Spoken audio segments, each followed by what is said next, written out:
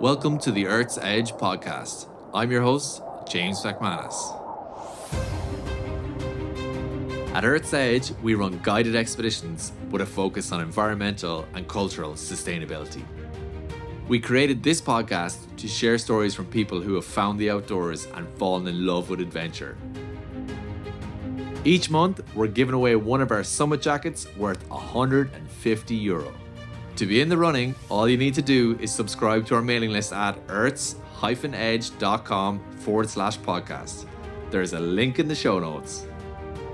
Now, for today's guest. I know when we send someone on any of our trips that we are delivering on what we promised.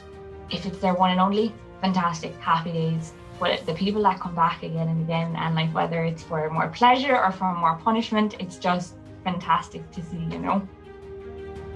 That was Joyce Bartley, who's the customer care champion at Earth's Edge. Joyce was a client on one of my Kilimanjaro trips back in 2017, and we got on like a house on fire. After the climb, we were having a few drinks back in Arusha, and she talked me into giving her a job. The rest is history. We chat about climbing Kili, Everest Base Camp, Island Peak, and her plans for the future. I really hope you guys enjoy this one.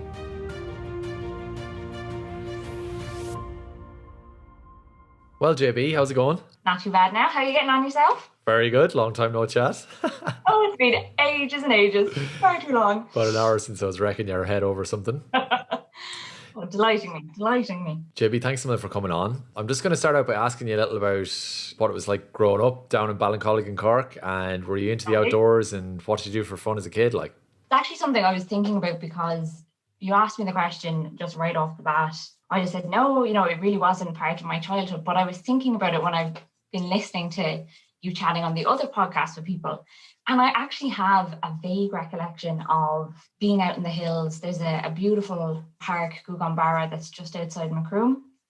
And I remember going there a lot as a kid. There's some beautiful smaller parks closer to home, and I remember spending time there.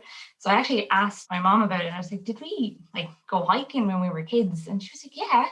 Because when we got back into hiking, myself and my mom back in kind of, I suppose it was 2014, 2015, on our very first hike, as we were coming down off the mountain, she had bits of her hiking boots were flying off in like every direction, like the rubber soles were coming off. We were picking them up coming back down the trail.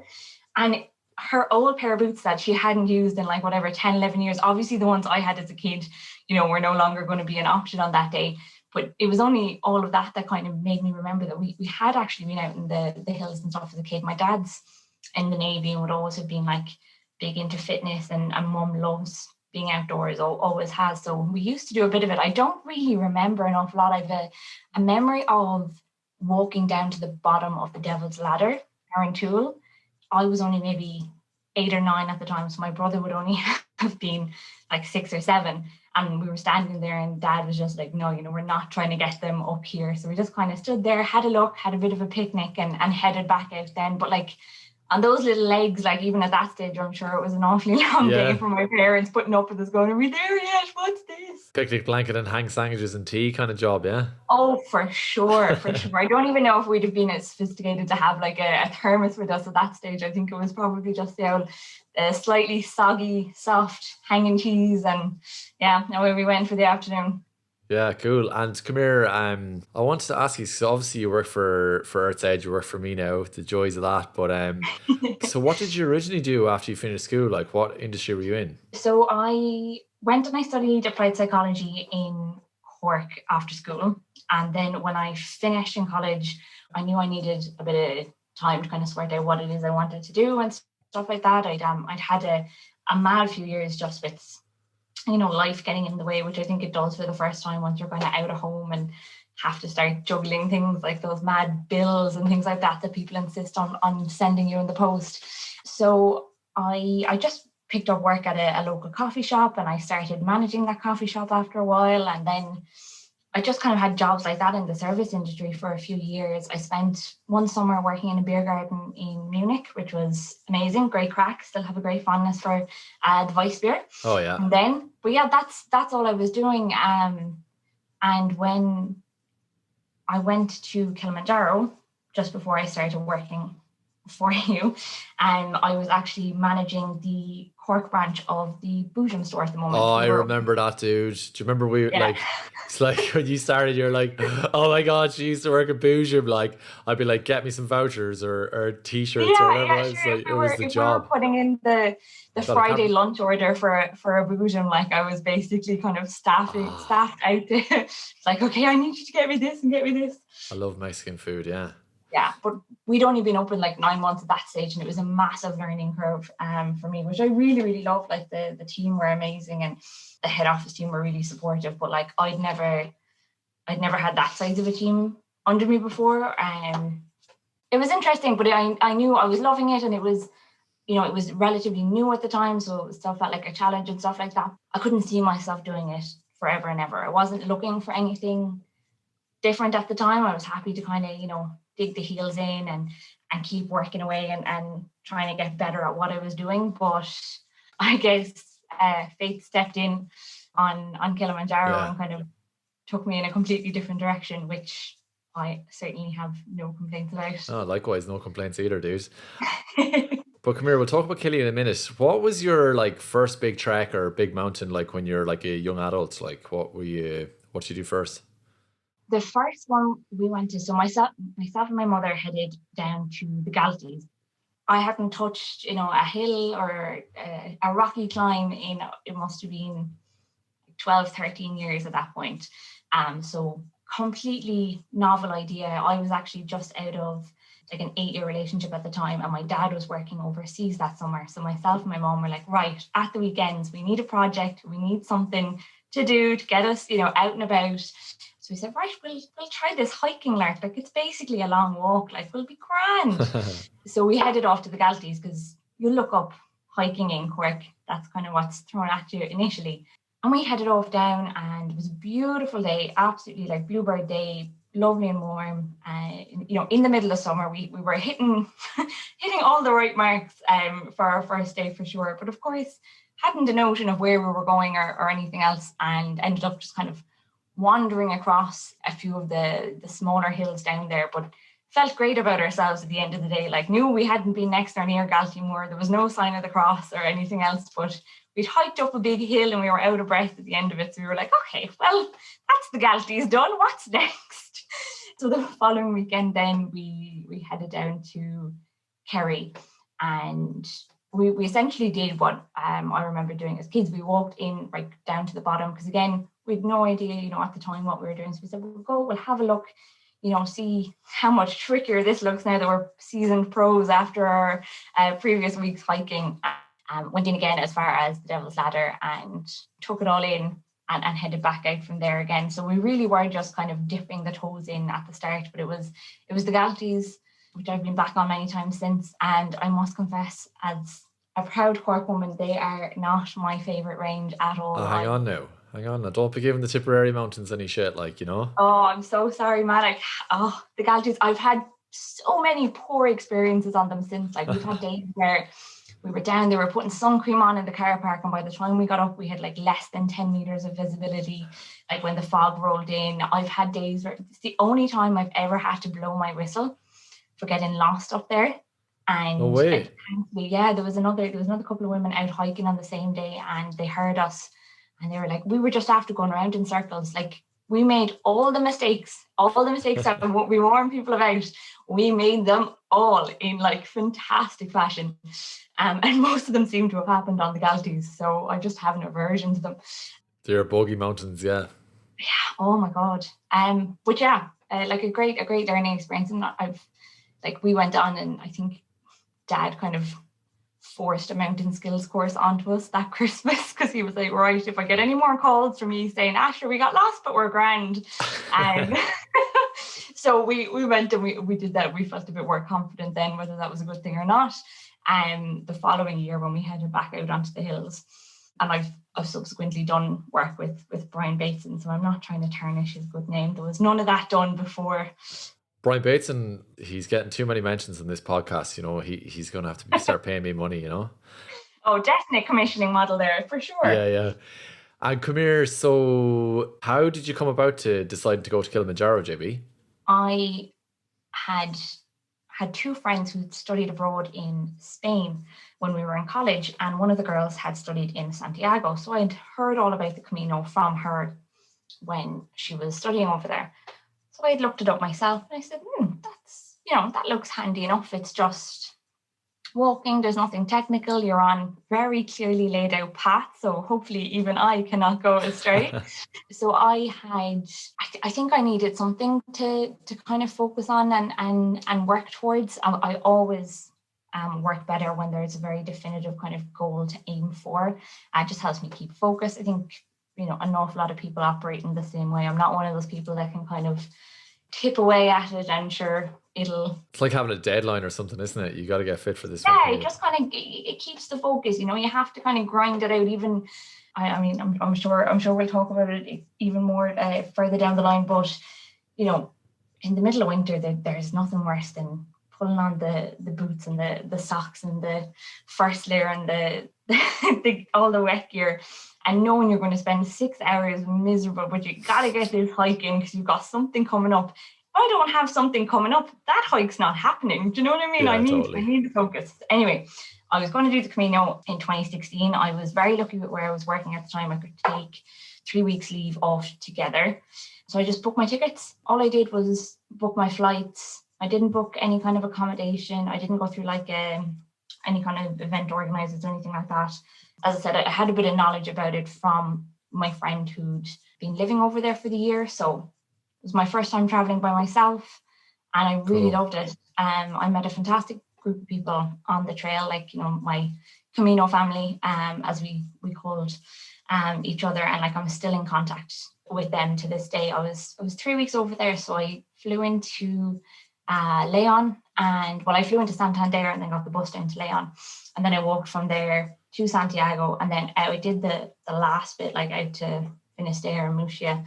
It was amazing. I mean, I wasn't trying to break any, land speed records or anything like that. So I was just plodding along doing, whatever I felt like doing on a day. I think the most I did one day was 32 kilometers, but most days it was closer to kind of 20, 25. And it was amazing. I was so lucky with the weather. We had a couple of wet days, but it was fantastic. And of course, I was reporting all of this home to my mom, the rest of the family, and, sending the photos and everything else. And Mom was like, right, that looks fantastic. We should definitely aim for something together next year. I was like, absolutely, Mom, fire away, whatever you like. So the next thing she comes up with this Kilimanjaro suggestion. I was like, right, okay. I thought we were going to, there's a running family joke that we were supposed to be going on a girly weekend over to New York shopping, and somehow Mum got I remember that, tickets mixed up, and we ended up in East Africa climbing Kilimanjaro instead. Quite the contrast there, isn't it? Quite different. But I remember Mum got in contact with yourselves, with Babs as it was at the time, and she sent me on the information. And then myself and Mom are both complete nerds. We had the info packs printed out, and we had meetings about our equipment lists and all the rest of it. We were sitting there with a highlighter and pen going through all the different points, making sure we were all set. And this was, I think we booked on something like 14 months in advance. We were way ahead of the curve on it. We just wanted to have something to look forward to. So yeah, that was it. And I knew very little about it at the beginning. As I said, I kind of gobbled up all the information that we got in terms of training and preparation. I remember calling into the gym I was in at the time and telling them what I was doing, and I hadn't a clue either at this stage. So I actually found the old training plan I had recently enough, and it just made me chuckle. In fairness to the poor young fella in there, I'd say he wasn't any older than I was. He was maybe mid-20s at the time. And what did he have in your training program? There was an awful lot of walking lunges, which in fairness fine, but there wasn't a whole load of variety. Do you know what I mean?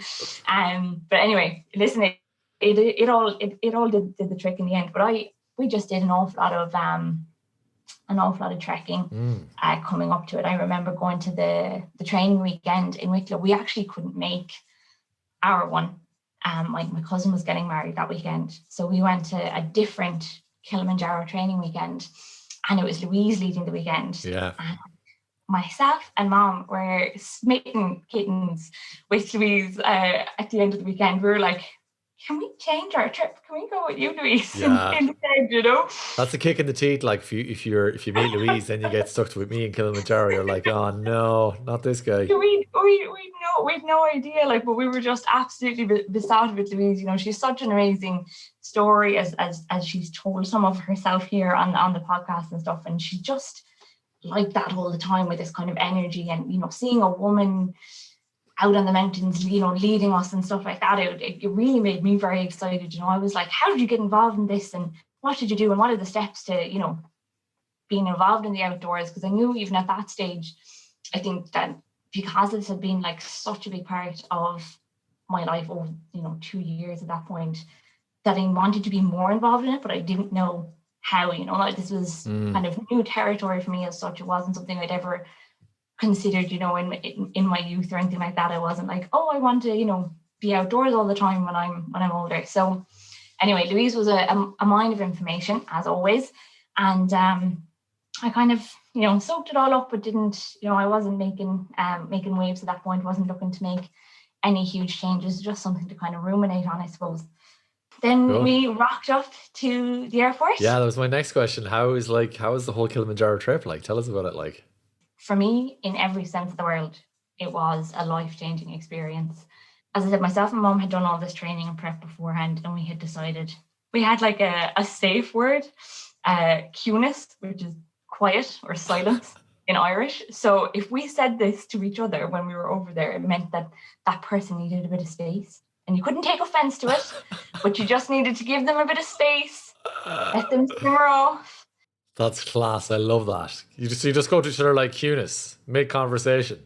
Cueness. You could just say cueness, and there could be no repercussions to this. You know, everyone would just have to go and simmer down themselves.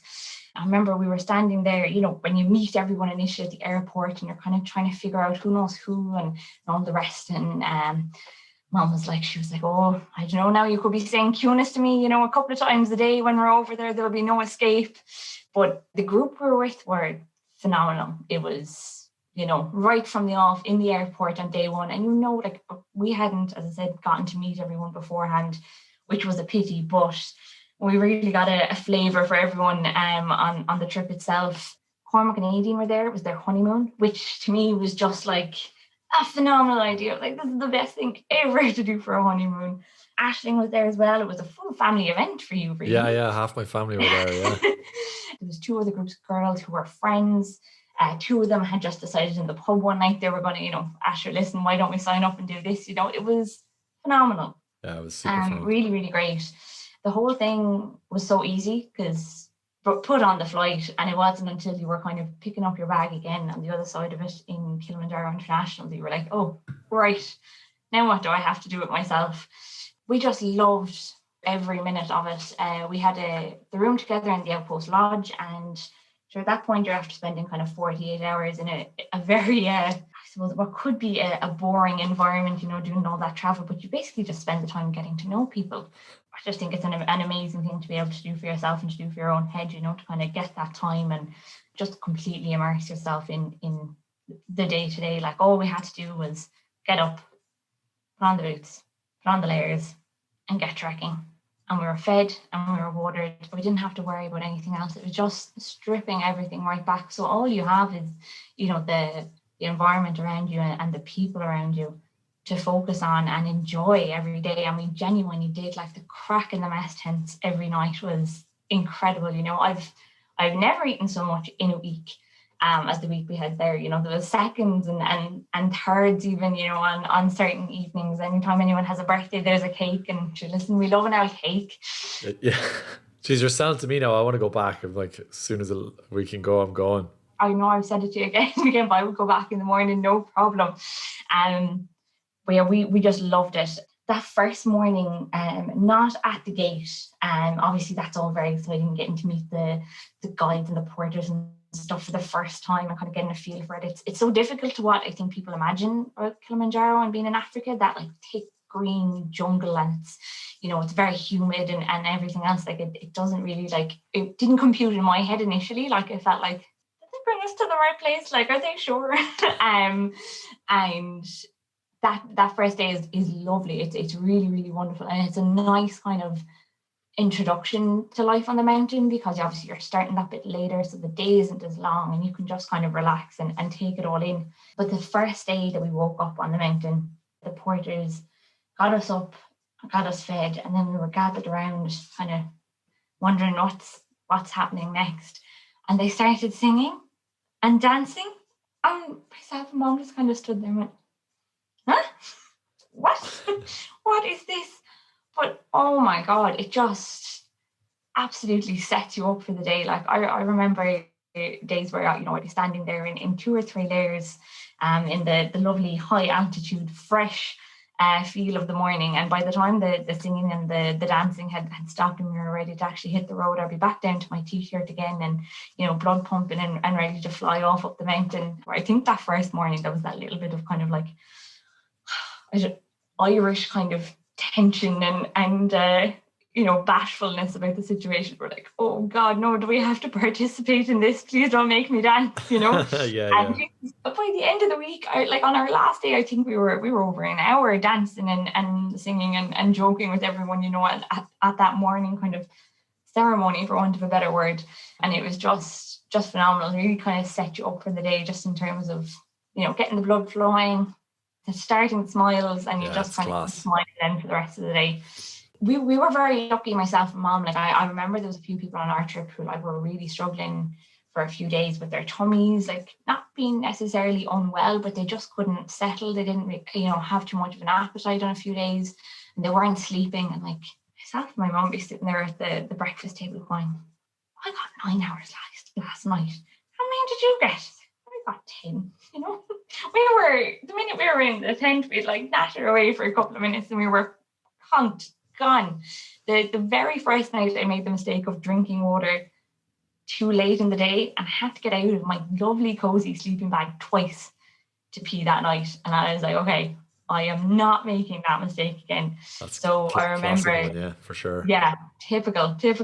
So for the rest of the week, I made sure I got the water in early, and I'd literally only be sipping by the time we got to dinner time, so that I wouldn't have to part ways with my sleeping bag in the dead of the night again. So it was fantastic. Myself and Mom, we still chat about it, and like genuinely, we go back in the mornings, the best time we ever had together. And it was just such a wonderful week, just the two of us in the tent, just nattering away in the evenings, happy out with life. And then we'd be bopping up and down during the day, chatting to everyone in the group. And yeah, it's just phenomenal. Deadly, dude. I'm just going to stop you there for 1 second, JB. Ariana's going to join us now. Hey, Ariana. Hi, James. What's the crack? What's the story? I just want to take a moment to talk about the benefits of becoming a B Corp and what it means for your business. Not only does becoming certified hold your business accountable for social and environmental responsibility, but it gives your customers peace of mind that they are supporting a company that's committed to benefiting the planet and its people. B Corps are helping battle the climate crisis to ensure a safe environment for generations to come, and they also advocate for better care and support for their workers. So becoming a B Corp means you're helping to build stronger and healthier communities, encouraging positive action towards society's biggest challenges. Yeah, it's an incredible movement, isn't it? There are so many advantages to becoming a B Corp. Absolutely. Our values define us as a company, and they're an intrinsic part of our identity. Becoming a certified B Corporation has allowed us to ingrain our positive values towards the environment and our communities into our business and how we operate. That's savage, Ariana. I'll talk to you next week. Thanks, James. See you next week. JB, I want to talk about the story about how you came about to working for Earth's Edge, because at the end of that trip, I was on the sat phone talking to the guys back in Dublin. I was due to have someone start in customer service like the week I got back. They just couldn't start. So you got wind of this then. On the last night we were in Tanzania with a few beers on board, you came up to me and asked me for a job, yeah? It's pretty much how it went, isn't it? I mean, I'd like to pretend there was more to it than that, but yeah, that's exactly what happened. I think I was chatting to Cormac that evening, and on a total high after being on the mountain for the week and elated from finally being clean. I think after like a 45-minute shower, just scrubbing the mountain dust and grit off myself, I was standing there on my second bottle of Kilimanjaro beer, feeling very cheerful, shall we say.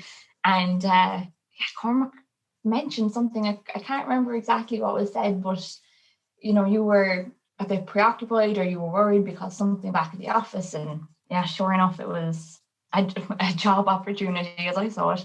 And so yeah, I remember going over to you and being like, listen, I know now, you only know me a wet week, but you were great about it. You were lovely. You were like, listen, you're just on a high now after the mountain. You don't know what you think about it yet. Have a think. And I left you alone for a little bit, and I came back and I was like, no, listen, I really think this could be, amazing. I think I could bring an awful lot to it, and I really don't want to let go of this incredible experience I've had over the past 12 days, basically. So yeah, my initial interview was out by the pool in Arusha Lodge, and the Outpost Lodge rather, in Arusha, under the twinkling stars of Tanzania. Yeah, sure, it was never going to go bad, drinking bottles of Kilimanjaro, going like, yeah, you'd be great for this job. Yeah. I remember you saying to me though, you were like, right, you'll have to come in for a proper interview, because you were like, the girls will kill me if they come back. And I'm like, I'm just after hiring this randomer from Cork off the back of one of my trips. So we got home on 12th of August. A couple of days later, I had the job. So it was literally a case of handing in my notice at work. I had to give them a month, handing in my notice in my apartment, packing up my life in Cork and relocating to Dublin, Big smoke, so, yeah. Busy 6 weeks, in fairness, from leaving on that plane to being settled into the office in Donnybrook. It was pretty busy. It's mad how a chance encounter, and it's worked out great for me too, for sure. But a lot of the listeners who've traveled with us or made inquiries will know you, Joyce. Can you just explain to the listeners what you do, JB? What your job is for Earth's Edge? So my role is predominantly customer service or customer care. So I'm kind of the point of contact from when someone is initially in touch, taking the example of myself and my mother. Listen, we have this mad notion, we want to go climb this mountain, how can you help us? And I'll take that right through the process. So answering all your questions and taking you through the process of actually getting everything organized. So we'll need things like travel insurance information, passport details, all of that. And I'm there to, in a nice, friendly way, remind you repeatedly to send me all the information we need to get the trip organized. I'm there to answer any questions. I'm there to have the chats. One of my favorite parts of the job is actually the bit I get to do after the trip. So I call everybody to find out how their trip was. And I absolutely love that. I'll be honest, it feels like showboating for me some days. I'm just like, tell me how much you loved it, How much, did I not promise you it was going to be amazing? I just hear it time and time again. I know people say it's a cliche or whatever to say that these experiences change you, but I hear it every day from people. I know it to be true. I know from my own experience. I know from to all of our amazing clients. And I just love hearing people's stories. Everyone has a different motivation, like what got them on their first mountain. But for some people, that's enough. For some people, it's this bucket list thing and they wanted to do this one and that's it. And they are happy out. And that's phenomenal, And I know when we send someone on any of our trips that we are delivering what we promised, they are going to be so happy with whatever one of the trips it is that they picked. So I'm not worried about any of that. So if it's their one and only, fantastic, happy days. But the people that come back again and again, and whether it's for more pleasure or for more punishment, it's just fantastic to see, So yeah. Yeah, it's something unless you're out on annual leave or whatever, I don't tend to speak to a lot of the clients directly anymore. I did obviously back in the day, when it was just me in the business by myself. But yeah, it's sitting on your laptop all by your lonesome. Yeah, exactly. Yeah, waiting for emails or the phone to ring. It just never rang. But yeah, it's cool. It's cool. It's always nice to hear about how people are getting on, and that's really what. Oh yeah. It's what it's all about. If you don't buzz off people's experiences, we're in the wrong business. Oh, for sure. And I mean, we're a very small company, and I kind of love that about us as well. I get to know people, and not everybody. Some people literally, I just get the perfunctory emails of this is the information you asked for, here you go, and that's it. And that's a very small percentage of our clients. They seem to I don't know if I flatter myself here or what, but they seem to like hearing from us or hearing from me at the the end of an email, and I love having that chat and finding out what they've been up to and what they're aiming for next and all the rest of it, and I genuinely care that they have the kind of experience I know that we can deliver, so I want that to be the case for each and every one of them. I see myself as like the customer's voice, if we're looking to add another amazing trip, I'm like, is that, are our people gonna love that? The Earth's Edge gang gonna love that trip, or whatever the case may be. Yeah, you're always fighting their corner, yeah, which is cool. Getting stuck in. So JB, like everybody else who works in the office, you all guys get to go and do one expedition per year. Except me now, I get to go on about 5. But you get to go on whatever you want. Yeah. So JB, in 2019, you went to Nepal. This time with both your mum and dad to trek to Everest Base Camp. Like, it was a 23-day trip, proper mission. How was that trip for you? It was incredible. So, and we've been talking about Everest Base Camp. I think actually herself and dad had booked onto Everest Base Camp. And I don't know how, but I managed to persuade them that Island Peak would be a really good idea. Like, dad, you're grand. It doesn't matter. It's your first trip. You'll be fine. Sure, aren't you a big fitness nut? You'll be grand. Yeah. So anyway, I don't think it took that much cajoling really in the end, but we had ourselves signed up for May 2019. So that November, like in the bleak midwinter, we began training for it. Just hitting the hills. With the year we hadn't done, anywhere near the kind of trekking and trailing we'd done the summer before. So we just kind of started back into it relatively gently, except for the weather conditions, obviously over the winter, are less than agreeable. But we knew with the kind of time frame we had that we needed to just get stuck in at that point. So started hitting the hills with mum and dad in November, and then come January, in typical kind of new year, new me fashion, I said, right, I want to make sure that I can make this happen for myself, because when I was on Kili, I hadn't actually made the summit.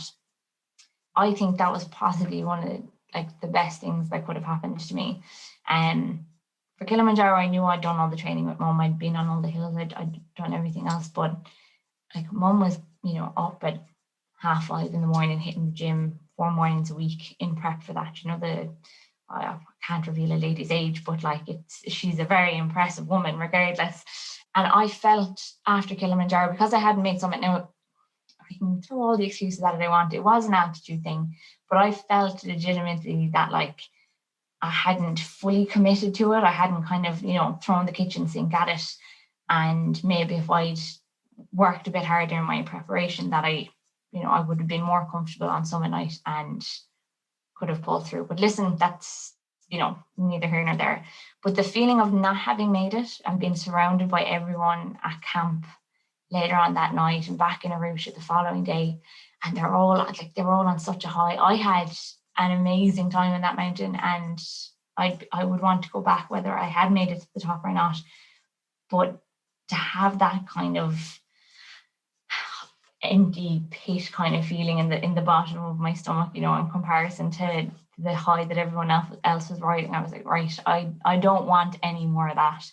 So I'm going to get over there, and if it doesn't happen, if altitude or anything else gets in the way, that's fine. I can't control that, but I can make sure that I'd have no niggling thought that, if only you'd done, if you had just, could you have pushed it a bit?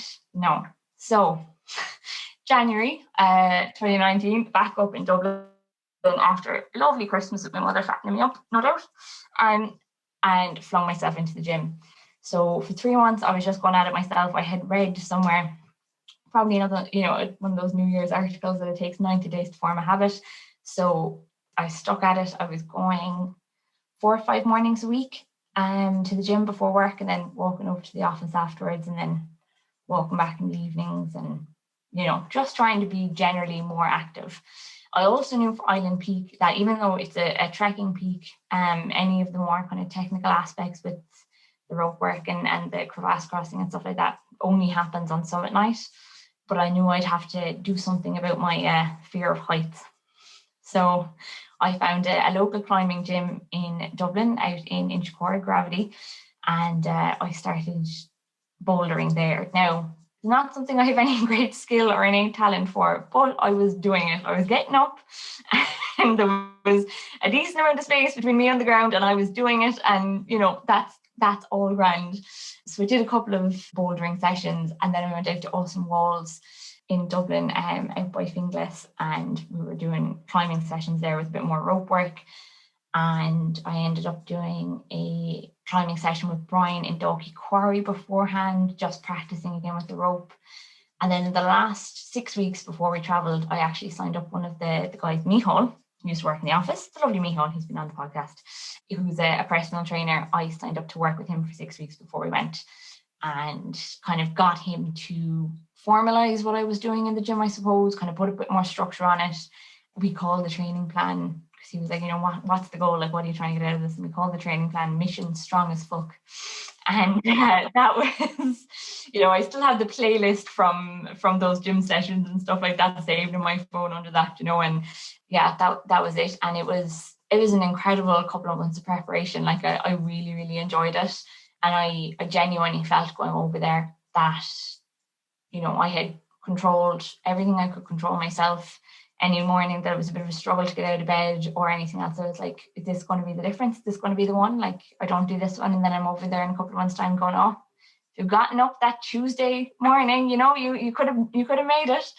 So yeah, I think not having made it on Kilimanjaro really gave me, I suppose, a bit of an edge in terms of driving the kind of sheer blinkered focus that I had on just beasting myself and preparing to make sure that I myself, like, I don't think the kind of level I went at it at was necessarily 100% what was required for that trip, but I knew mentally I had to feel like everything was done. I had ticked all those boxes. Yeah.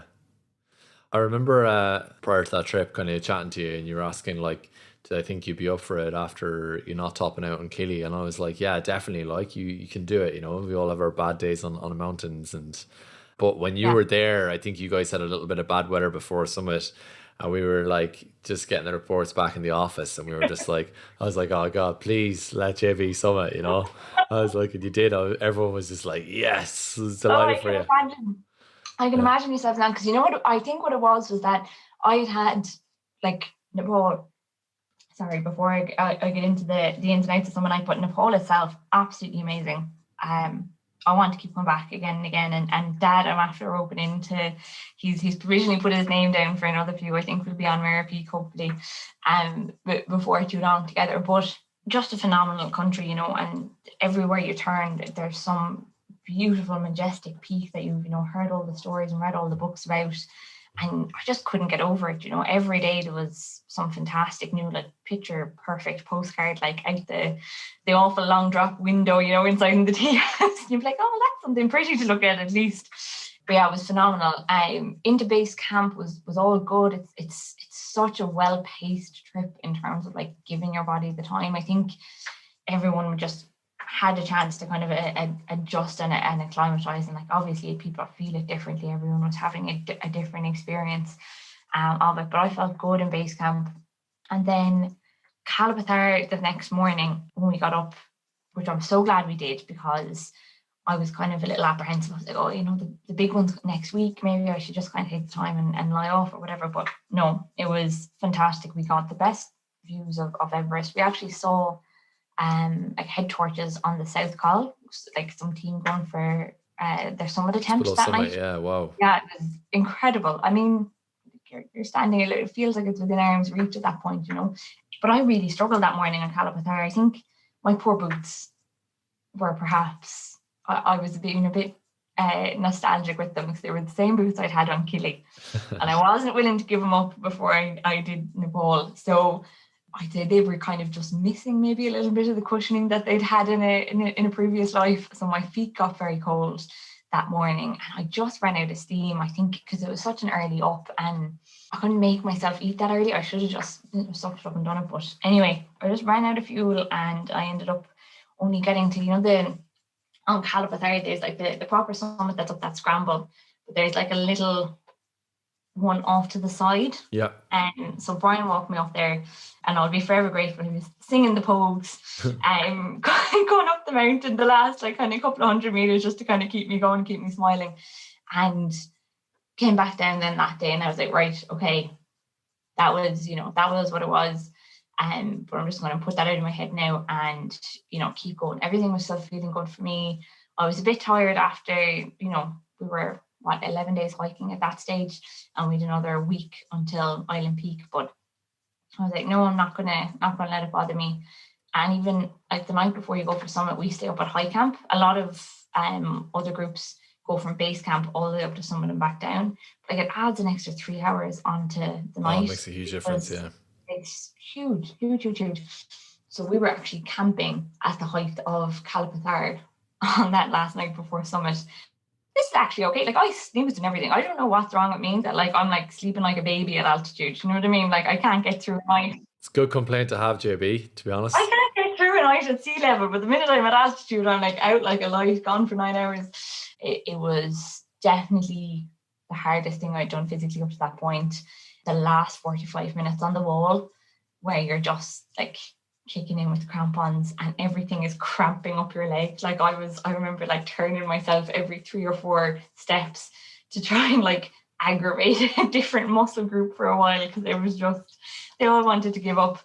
But yeah, it was phenomenal. Amazing. And stood at the top of Island Peak with Dad and an amazing group of people. Like Brian was our guide, Donal was the doctor. Donal was full of energy, full of beans the whole time.